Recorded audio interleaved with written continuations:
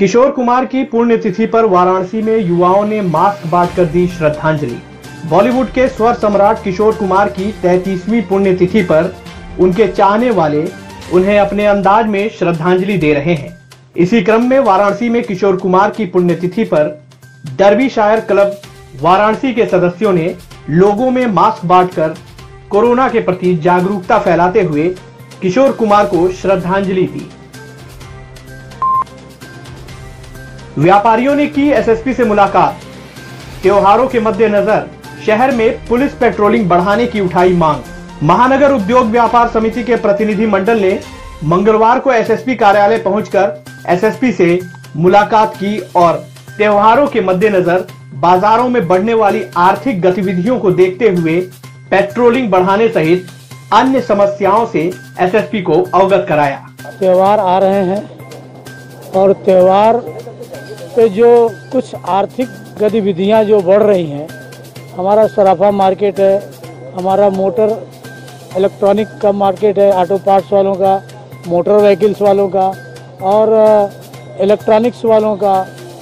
शहर के अंदर अब कुछ जब गतिविधियां बढ़ रही हैं और बेरोजगारी के साथ साथ लूट छिनैती की भी स्थितियां बढ़ रही हैं, उसी के संबंध में आज हम लोग ने कप्तान साहब से मुलाकात किया और व्यापार मंडल की तरफ से उनको आगाह किया कि देखिए व्यापार मंडल हम चाहता है कि आप लोग इस चीज़ को देखते हुए सक्रियता बढ़ाएं, शहर में गश्त बढ़ाएं, पिकेट बढ़ाएं, ज्वेलरी मार्केट में, सराफा मार्केट में आप अपने पिकेट को लगाएं। और यही सब सारी बातें हुई हैं कि दुर्गा पूजा के ऊपर कभी भी जो अवैध तरीके से वसूली की जाती है वो न की जाए। और शहर के अंदर जो बहुत से ऐसे पंडाल हैं जिनका कि कोई नाम निशान नहीं है, वो दुर्गा पूजा के नाम पर व्यापारियों से चंदा वसूलते हैं। क्या इस समय वसूला जा रहा है?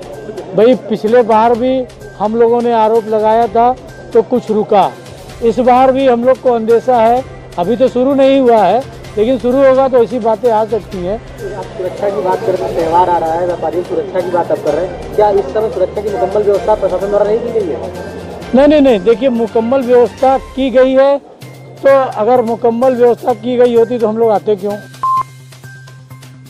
काशी विद्यापीठ फर्जी नियुक्ति मामले में मंगलवार को भी छात्रों का धरना जारी रहा। विद्यापीठ के शारीरिक शिक्षा विभाग में नियुक्ति को लेकर एक बार फिर छात्र लामबंद हैं। छात्र संघ अध्यक्ष संदीप यादव के नेतृत्व में सोमवार को शुरू हुआ अनिश्चितकालीन धरना मंगलवार को भी जारी रहा।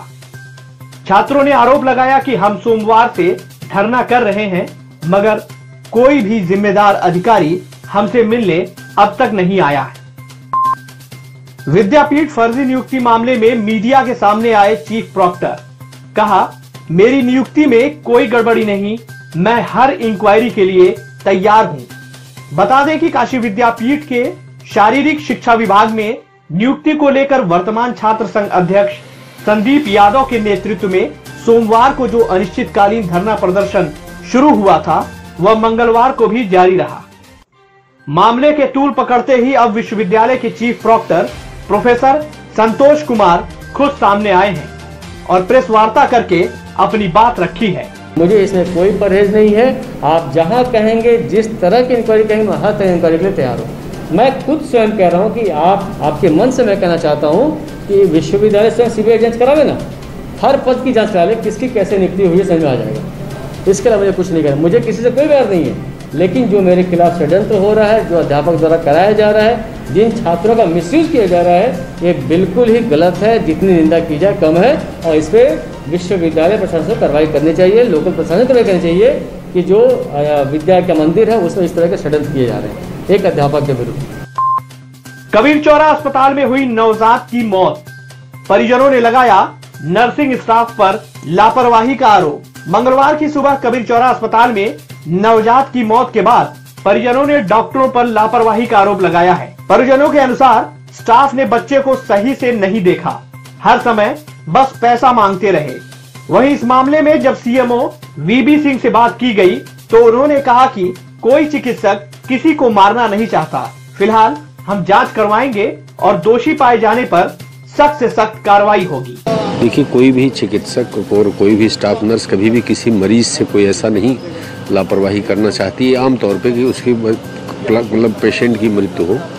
ठीक है, तो हाँ लोग अपने स्तर से लगे हैं और आप समझिए कभी कभी कुछ ऐसी बीमारियां होती हैं जो कि मैनेजेबल नहीं होती हैं। ऐसी स्थिति में ऐसा कभी हो जाता है, बट ये है कि कोई भी डॉक्टर हो या चिकित्सक स्टाफ नर्स कभी भी कोई अपने स्तर से बेसिक प्रिंसिपल है। फिर भी सर जांच करवाएंगे, अगर दोषी होगा तो उसके खिलाफ कार्रवाई।